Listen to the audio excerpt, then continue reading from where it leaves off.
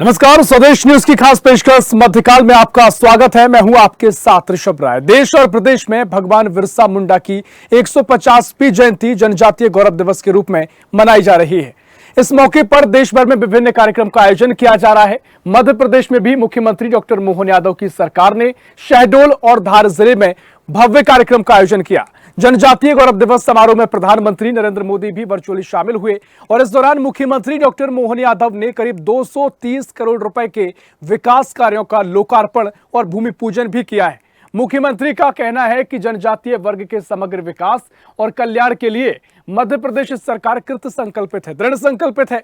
उन्होंने कहा कि बिरसा मुंडा स्वाधीनता संघर्ष और जनजातीय चेतना के प्रतीक भगवान है। मुख्यमंत्री डॉक्टर मोहन यादव ने प्रदेशवासियों को बिरसा मुंडा जयंती की बधाई देते हुए कहा कि बिरसा मुंडा के योगदान को कभी भुलाया नहीं जा सकता है। एक ऐसा इंसान जो भगवान बन गया। उन्होंने आदिवासियों के लिए बिहार झारखंड की धरती से अंग्रेजों से लड़ाई लड़ी। आपको बता दें कि देश में सबसे ज्यादा जनजातीय और आदिवासी मध्य प्रदेश में निवास करते हैं, यानी देश में सबसे ज्यादा आदिवासी और जनजातियों की संख्या मध्य प्रदेश में है, जिनकी आबादी 1,21,00,000 की है। ये देश में सर्वाधिक है। आदिवासियों को समाज की मुख्य धारा में लाने का प्रयास सरकारों द्वारा किया जाता है।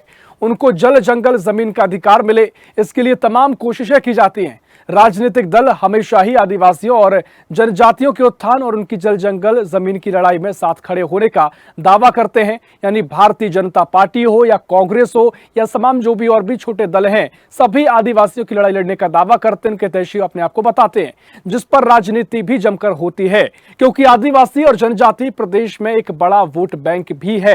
करीब 1 दर्जन विधानसभा सीटों पर सीधा इनका प्रभाव है और इसके अलावा कई विधानसभा क्षेत्रों को प्रभावित करते हैं। बता दें कि ऐसे में इन वोट बैंक को साधना राजनीतिक दलों को आदिवासियों के हक और अधिकार की लड़ाई पर आमने सामने कर देते हैं। अब आदिवासियों और जनजातियों को लेकर सरकार ने जो काम करने का दावा किया है, उस पर कांग्रेस सवाल खड़े कर रही है। यानी कांग्रेस के सवाल है कि यहाँ पर आदिवासियों पर अत्याचार हो रहा है, लेकिन सरकार दावा करती है कि उनका विकास किया जा रहा है। बीजेपी का तर्क है कि अभी तक आदिवासियों को जो नहीं किया गया कांग्रेस के कार्यकाल में, अब बीजेपी की सरकार में वो किया जा रहा है। इसी पर चर्चा करेंगे। मेहमान हमारे साथ जुड़ेंगे। पहले प्रतिक्रिया आपको सुना देते हैं। आज का दिन ये वाकई हमारे लिए अद्भुत दिन है। समूचे जनजाति समाज के साथ साथ पूरे देश को गौरवान्वित करने वाला दिन है। हम सब जानते हैं आज का दिन इस मध्य प्रदेश की धरती पर, खासकर जहां ये कार्यक्रम हो रहा है, बैगा, गौड़, कोल, ऐसी 100 कई सारी जनजातियां, मुझे इस बात की गर्व है कि जनजातियों के मामले में देश में सबसे ज्यादा जनजाति अगर कहीं है तो वो मध्य प्रदेश में है। हमें इस बात का आनंद है। हमारे गरीब से गरीब आदमी भी, याद रखना आप सब भी, हमारी सरकार बनने के बाद हमने घोषणा की है कि कोई भी बीमार, कोई एक्सीडेंट हो जाए, कोई घटना हो जाए, अगर पास में हवाई पट्टी है और डॉक्टर कह रहा है कि इसको जरा इंदौर, भोपाल, दिल्ली पहुंचाना पड़ेगा तो जान बचेगी, तो आप आयुष्मान कार्ड बता देना, हवाई जहाज से उसको उठा के ले जाने का काम हमारी सरकार करने वाली है। मेरे मोहन यादव जी से कुछ प्रश्न है कि आदिवासी युवाओं को जो छात्रवृत्ति मिलती, उन्हें समय पे नहीं मिलती, क्या इनको समय पे मिलेगी, ये बताएं। क्या पेशा कानून आदिवासी क्षेत्र के अंदर उसका क्रियान्वयन सही तरह से हो, ये आप सुनिश्चित कब करेंगे, ये बताएं। आदिवासियों को विकास के नाम पर, खनन परियोजनाओं के नाम पर विस्थापित किया जा रहा, उजाड़ा जा रहा, क्या सरकार इसमें अपना पक्ष रखेगी? मोहन यादव जी, जल जीवन मिशन के अंदर आदिवासी क्षेत्र, कई ऐसे ग्रामीण क्षेत्र जिसके अंदर आज भी उन टोटियों के अंदर पानी नहीं आया, ये कब तक आएगा? ये क्या मोहन यादव जी सरकार आप बताएगी? मैं आपसे कहना चाहता हूँ कि आप बनाएं, आयोजन करें आदिवासियों के लिए, लेकिन आदिवासियों के अधिकारों को वंचित रखकर अगर आयोजन करना है तो एक गौरव दिवस नहीं है। और जिस तरीके से आदरणीय नरेंद्र मोदी जी के नेतृत्व में और मध्य प्रदेश में मोहन यादव जी के नेतृत्व में लगातार हम लोग आगे बढ़ रहे हैं, उस समाज को लेके बढ़ रहे हैं और सबका साथ सबका विकास पे जो हमारी आधारित राजनीति है, उसके तहत लगातार उनके लिए जो भी काम करना होता है उसके लिए सरकार बहुत तत्पर रहती है। भारतीय जनता पार्टी के कार्यकर्ता हों या हमारी सरकारें हों, हमारा कहीं ना कहीं प्रयास रहता है कि इस जनजातीय समाज को मुख्य धारा से हमेशा हमको जोड़ के चलना है, उनकी जो छोटी छोटी समस्या उनको लगातार दूर करना है। देखिए, मुझे लगता है कि आज का दिन मनाने की सार्थकता तभी होगी जब आदिवासियों को हम आर्थिक रूप से सक्षम करेंगे, राजनीतिक रूप से सक्षम करेंगे, सामाजिक रूप से सक्षम करेंगे। उनके साथ जो भेदभावपूर्ण व्यवहार भाजपा की सरकार में लगातार बढ़ता जा रहा है उसको कम कर पाएंगे, तभी इस दिवस का मतलब है। नहीं तो केवल इवेंट मैनेजमेंट की बात करने की बात होगी, और जब चुनाव आएंगे तो भाजपा फिर इन पर गोली मारने लगेगी। तो इसलिए इस दिवस की सार्थकता तभी है जब आदिवासियों को बराबर का समझा जाए और उनके अधिकार के लिए आवाज उठाए। तो मध्य प्रदेश में आदिवासी और जनजातियों को लेकर समय समय पर सियासत भी गरमाती रही है। सभी अपने आप को आदिवासियों का हितैषी होने का दावा करते हैं, लेकिन मध्य प्रदेश की मोहन सरकार का कहना है कि हम कृत संकल्पित हैं। लगातार आदिवासियों के लिए जो काम किए जा रहे हैं वो उनकी तस्वीर और तकदीर बदलने के लिए काम किए जा रहे हैं। इसी पर हम चर्चा करेंगे। मेहमान हमारे साथ जुड़ गए हैं भारतीय जनता पार्टी से प्रवक्ता मीडिया पैनलिस्ट मंजरी जैन हमारे साथ जुड़ गई। बहुत स्वागत है मंजरी जी आपका स्वदेश न्यूज में। और साथ ही कांग्रेस से प्रवक्ता हिमानी सिंह जुड़ गई। हिमानी जी बहुत स्वागत है आपका स्वदेश न्यूज में। और इसके साथ ही राष्ट्रीय संरक्षक जो है जय आदिवासी संगठन से हमारे डॉक्टर हीरालाल अलावा जुड़ गए। अलावा जी बहुत स्वागत है आपका स्वदेश न्यूज में। आज सबसे पहले मंजरी जी मैं आपके पास आऊंगा। जिस तरीके से कांग्रेस ने कई आरोप लगाए हैं, जो प्रतिक्रियाएं हम सुन रहे हैं, उनका कहना है कि सामाजिक रूप से उनको, आर्थिक रूप से और तमाम तरीके से जो उनका विकास होना चाहिए वो अभी तक नहीं हुआ है। दावा सभी करते हैं, आप भी दावा करते हैं, कांग्रेस भी लगातार दावा करती आई है कि आदिवासियों का समर्थन भी उनको मिलता है और उनके लिए जो कांग्रेस ने किया है वो बीजेपी नहीं कर पा रही है। आज गौरव दिवस मनाया जा रहा है, देश भर में कई कार्यक्रम आयोजित किए जा रहे हैं, कई सौगातें भी दी गई है, लेकिन कांग्रेस के कई सवाल है। मंजरी जी देखिए ऋषभ जी, हमें थोड़ा सा पीछे जाना पड़ेगा। मुझे आवाज रिपीट आ रही थी, थोड़ा सा बोलिए। जी जी अभी ठीक आ रही है? तो नहीं थोड़ा रिपीट आ रही है जी, उसे दुरुस्त करने की कोशिश करता हूँ। अपनी बात रखिए मंजरी जी। जी, मैं ये कह रही हूँ कि आदिवासी भाई बहनों के उत्थान के लिए जिस तरह से भारतीय जनता पार्टी की सरकार ने काम किया है, मैं समझती हूँ कांग्रेस ने कभी सोचा भी नहीं, उसके इर्द गिर्द भी नहीं थे। और सबसे अधिक इस देश में यदि शासन किया तो कांग्रेस ने किया। जनजातीय समुदाय के भाई बहनों को सिर्फ वोट बैंक की तरह यूज किया। कभी उनको उनके अधिकार, उनको स्वास्थ्य सुविधाएं, उनको उनके बच्चों के शिक्षण के लिए, उनके आर्थिक उन्नति के लिए कभी कोई काम नहीं किया। आज भारतीय जनता पार्टी की सरकार, जब पूर्व में प्रधानमंत्री अटल बिहारी वाजपेयी जी थे, जनजातीय मंत्रालय किसने बनाया? माननीय अटल बिहारी वाजपेयी जी ने। उसके बाद लगातार पैसा एक्ट जैसा कानून कौन लेके आया? भारतीय जनता पार्टी की सरकार लेकर आई। इससे पहले 2017 में हमने बेगा भारिया समाज की बहनों के लिए, उनके पोषण के लिए 1000 रुपए देना हमारी सरकार ने शुरू किए थे जब शिवराज सिंह चौहान जी मुख्यमंत्री थे। जैसे ही 2018 में कांग्रेस की सरकार आई, सबसे पहले उनका वो अनुदान बंद कर दिया उन्होंने। ठीक है। तो ये कांग्रेस जो है हमेशा से आदिवासी भाई बहनों का शोषण करती रही और उनके वोट बैंक की तरह उपयोग करती रही। लेकिन आज उनके नायकों को जो आदिवासी भाई बहनों का इस समाज के उत्थान के लिए, इस देश की स्वतंत्रता में अपना महत्वपूर्ण योगदान दिया, जिन्होंने इस देश को एक सांस्कृतिक विरासत के रूप में विकसित किया, हमारी वन संपदाओं को बचाकर रखा, आज उनके उत्थान के लिए और उनके संस्कृति से और उनके जो भगवान बिरसा मुंडा है, जो मनुष्य रहते हुए जिन भगवान कहलाए, ये बहुत बड़ी बात है। उनको उनसे परिचित कराने, मामा टंटया भील जैसे रानी कमलापति देवी, इनके योगदान को कभी कांग्रेस पार्टी सामने लेकर ही नहीं आई। वो तो हमेशा सिर्फ एक परिवार को ही महिमा मंडित करते रहे, और उस परिवार को महिमा मंडित करने के लिए कई हमारे जो योद्धा रहे, जो हमारे समाज के कहना चाहिए रत्न रहे, उनको इतिहास में दबाने का काम कांग्रेस करती रही। तो इनको तो प्रश्न पूछने का भी अधिकार नहीं है। आज भारतीय जनता पार्टी की सरकार है जो शंकर शाह रघुनाथ जैसे नायकों को यदि परिचित कराया है तो भारतीय जनता पार्टी की सरकार ने कराया है। इनको तो इतिहास के पन्नों में दबा दिया गया था। ठीक है। तो देखिए, इस लगातार ये तरह आरोप से आपने लगा अगर- है, मुख्यमंत्री भी इस बात का जिक्र करते रहे। चर्चा को हम आगे बढ़ाएंगे।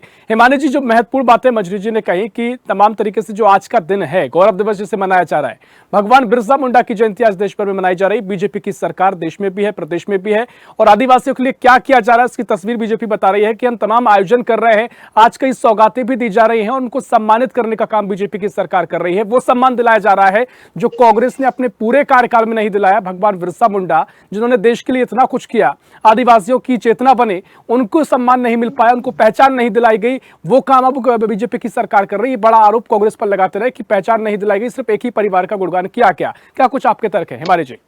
देखिए, झूठ बोलने की कोई लिमिट नहीं होती, और डिबेट्स में क्या होता है कि एक के बाद एक बोलना होता है, तो अपने टर्न पर कोई कितने भी झूठ बोल सकता है।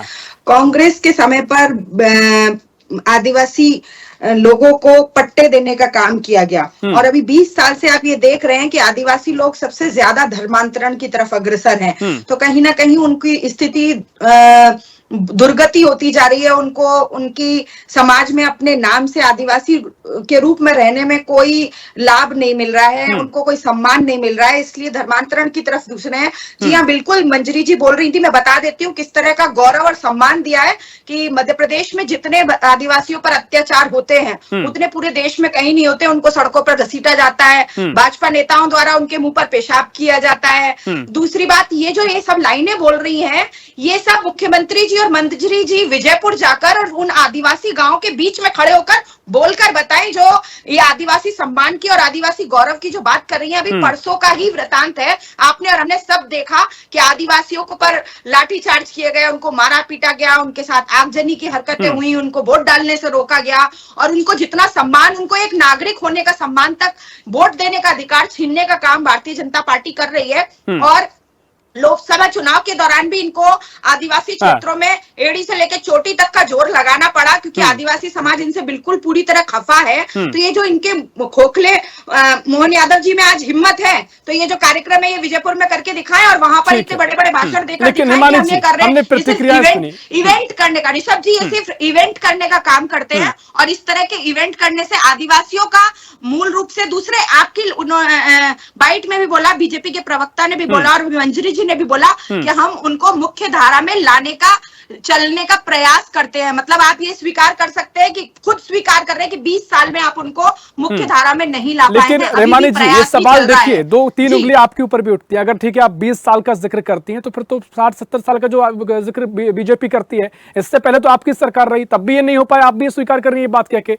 और दूसरी बात है कि जो प्रतिक्रिया हम सुन रहे थे, आप बताइए कोई ऐसा घटनाक्रम बताइए जिसमें सड़कों पर घसीटा गया हो, या उनके मुंह पर कांग्रेस नेताओं के द्वारा इस तरह की घिनौनी हरकत की गई हो, इस तरह की चीजें, पट्टे देकर, खेती का अधिकार देकर, उनकी जमीन को उनके लिए सुरक्षित कर उनको आर्थिक रूप से समृद्ध करने का काम किया, शिक्षा देने का काम किया। लेकिन देखिए, आपकी जो प्रतिक्रिया हमने सुनी, आपके प्रवक्ता ने कहा, आपके जो भी सहयोगी थे, नेता थे कांग्रेस के, उन्होंने कहा कि आर्थिक सामाजिक रूप से उनको सशक्त करने की काम करना चाहिए, राजनीतिक रूप से भी उनको पहचान मिलनी चाहिए। तो बीजेपी का दावा है कि राजनीतिक रूप से आप देखें तो देश की राष्ट्रपति कौन है, और छत्तीसगढ़ में मुख्यमंत्री अभी बनाए गए हैं, वो किस समाज से आते हैं।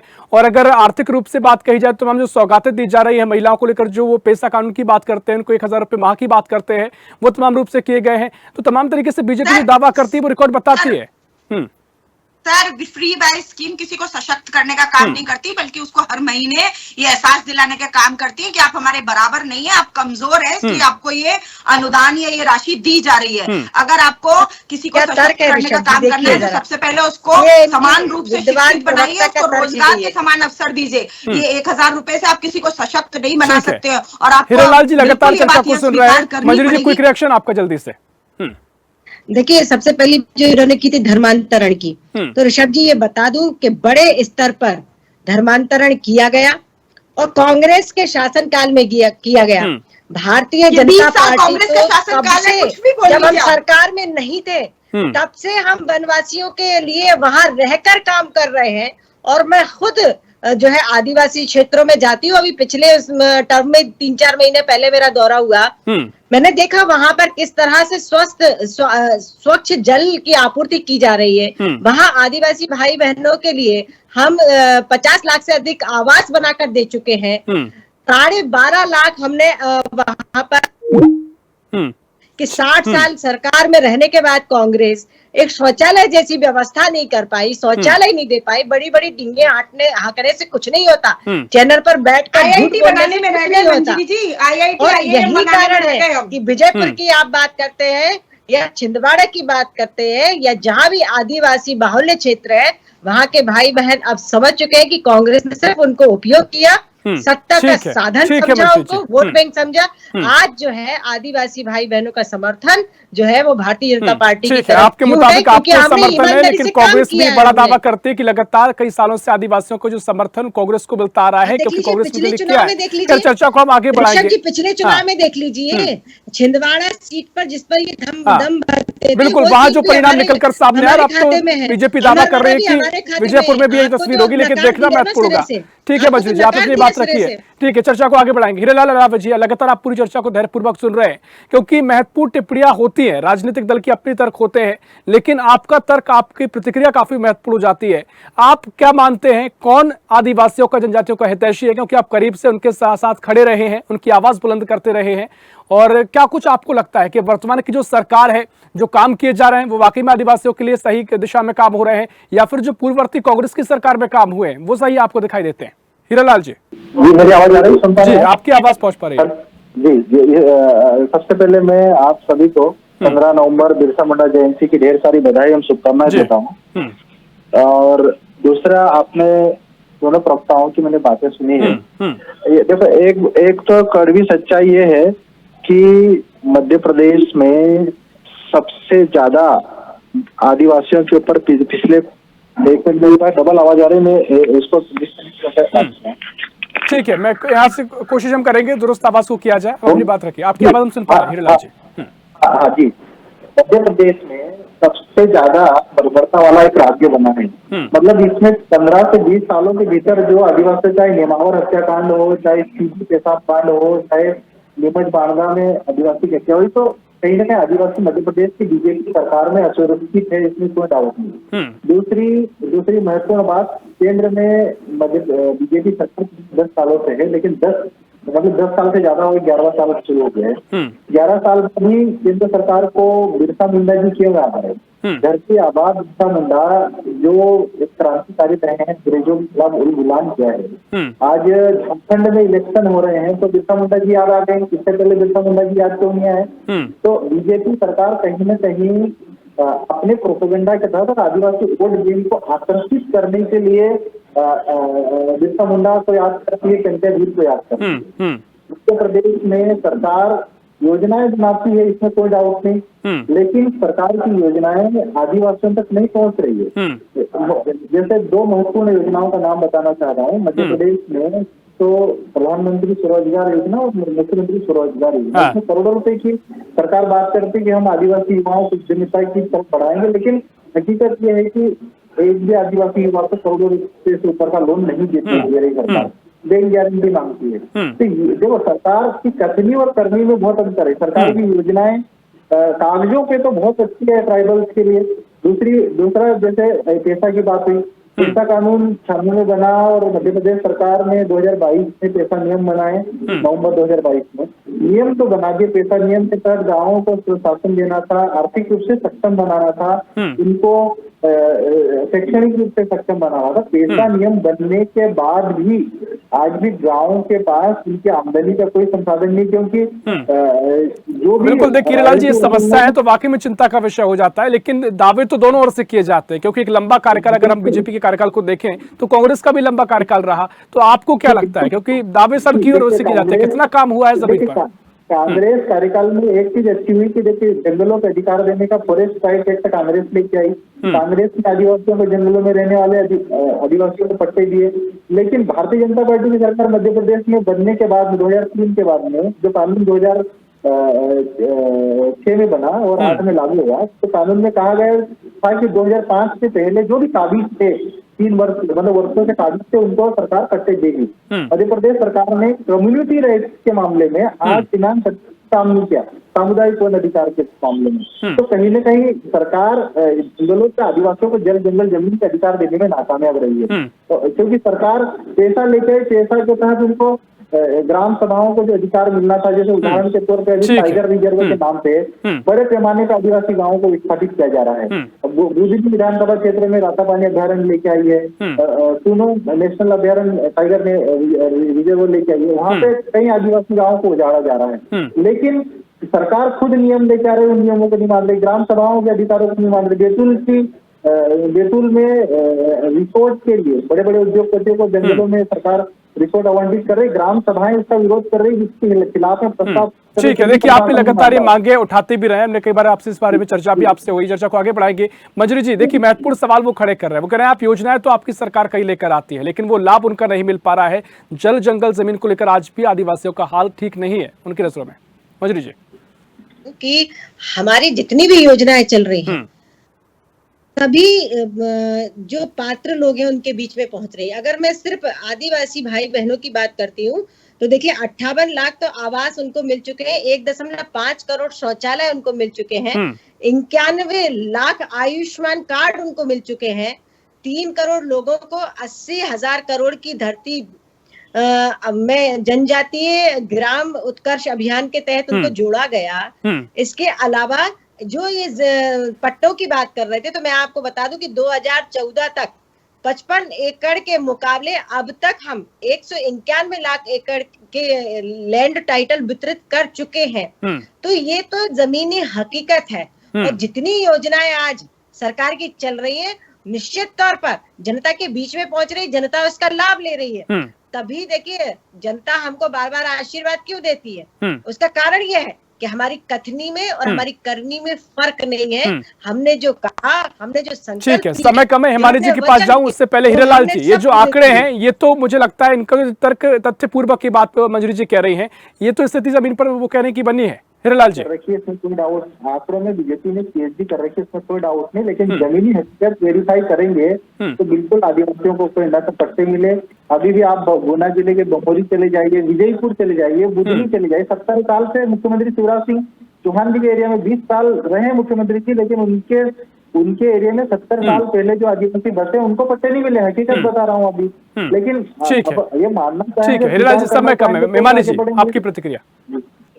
आदिवासी समाज का प्रतिनिधित्व करते हैं हीरालाल जी, और अगर वो कह रहे हैं तो उसके बाद मंजरी जी के जो दावे हैं वो अपने आप में खुद ही समझ में आ जाता है कितने खोखले हैं, और जमीनी हकीकत उन दावों से बहुत दूर है। हकीकत यही है कि मध्य प्रदेश जो है आदिवासियों पर अत्याचार में नंबर 1 है, ना कि उनको सुविधाएं देने में, ना ही उनके लिए फैसिलिटीज देने में। और जो भी मुख्य धारा से जोड़ने का दावा ये कर रहे हैं तो कहीं ना कहीं स्वीकार कर रहे हैं कि हाँ वो आदिवासियों को अभी मुख्य धारा में नहीं मानते हैं। कहीं ना कहीं अभी आदिवासी क्षेत्र में बहुत ज्यादा काम करने की जरूरत है और उनके विकास के लिए बहुत कोई किसी एक पद से, ऐसे तो उमंग सिंगार जी भी नेता प्रतिपक्ष के पद पर विराजमान है और ऐसे राष्ट्रपति जी भी हैं, लेकिन एक व्यक्ति से पूरे समाज की असलियत सामने नहीं आ जाती। असलियत समाज की मुझे लगता है इस पर बहुत लंबी आदिवासी चर्चा हो समाज सकती है, लेकिन समय हमारे पास इतना ही, बहुत सार्थक चर्चा अभी हुई है। बहुत शुक्रिया करना चाहूंगा आपका मंजरी जी, बहुत शुक्रिया हिमानी जी आपकी चर्चा में शामिल होने के लिए, हरिलाल जी आपका भी बहुत शुक्रिया चर्चा में शामिल होने के लिए। तो मध्य प्रदेश की मोहन सरकार का दावा है कि लगातार आदिवासियों के लिए गौरव दिवस के साथ ही जो कार्यक्रम आयोजित किए जा रहे हैं, जो सौगातें उनको दी जा रही हैं, सरकार का मिशन है कि आदिवासी जनजातियों को लेकर उनका ग्रामीण स्तर पर भी विकास हो सके, उनको वो पहचान मिल सके जो कहीं ना कहीं कांग्रेस के कार्यकाल में नहीं मिल सकी थी। लेकिन कांग्रेस का तर्क है कि योजनाएं चलाई जा रही है उनको लाभ नहीं दिया जा रहा है। कांग्रेस ने तमाम आरोप बीजेपी सरकार पर लगाए। फिलहाल के लिए मध्यकाल में इतना ही। देश प्रदेश की और भी खबरों के लिए देखते रहिए स्वदेश न्यूज, सबसे पहले देश।